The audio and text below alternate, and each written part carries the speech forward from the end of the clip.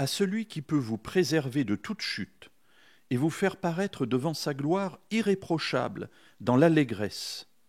À Dieu seul, notre Sauveur, par Jésus-Christ notre Seigneur, soit gloire, majesté, force et autorité, dès avant tous les temps, maintenant et dans tous les siècles.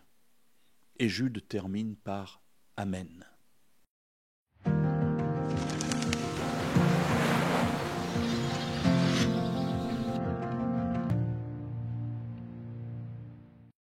Qui n'a pas rêvé d'une vie parfaite?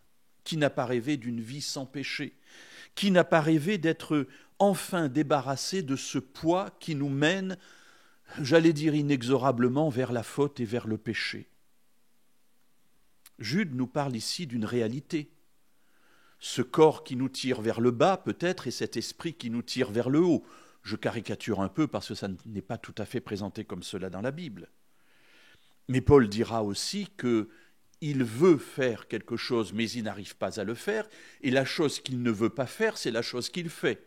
Ce tiraillement, nous l'avons tous vécu. Comment s'en sortir?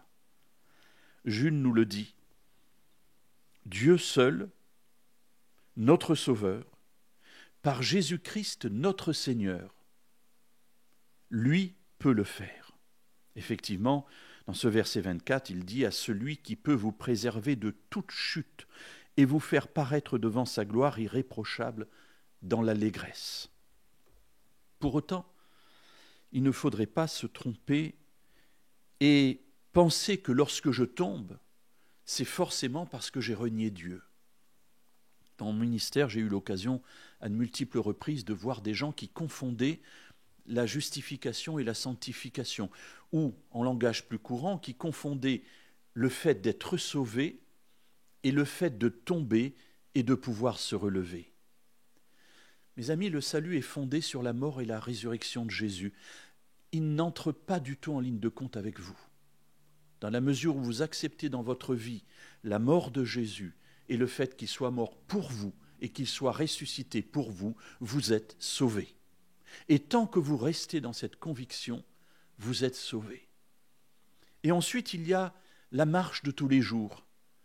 Vous êtes en quelque sorte sous un parapluie et parfois sous le parapluie, vous tombez par terre, vous vous écorchez les genoux. Mais vous n'avez toujours pas de pluie sur vous parce que vous avez gardé le parapluie au-dessus de votre tête. Tant que vous restez sous la grâce de Dieu, vous êtes sauvés. Mais votre marche sur la route peut comporter des petites chutes ou des chutes parfois plus importantes. Mes amis, que cela ne vous décourage pas pour votre vie. Jésus est mort pour vous. Il peut vous préserver de toute chute et plus vous grandirez dans la communion avec lui et moins ces chutes auront de prise sur votre vie. C'est ce que la Bible appelle la marche avec Dieu. Marcher avec Dieu, c'est lui tenir la main. Alors parfois on lâche la main, on tombe. Est-ce que cela remet en cause ma décision de vivre avec Dieu? En tout cas pour moi, non. Alors je me relève, je demande pardon à Dieu et je reprends la course. Mes amis, ne doutez jamais de votre salut, ne doutez jamais non plus de la capacité que Dieu a de vous faire progresser jusqu'à vous faire paraître à la stature où il veut que vous paraissiez.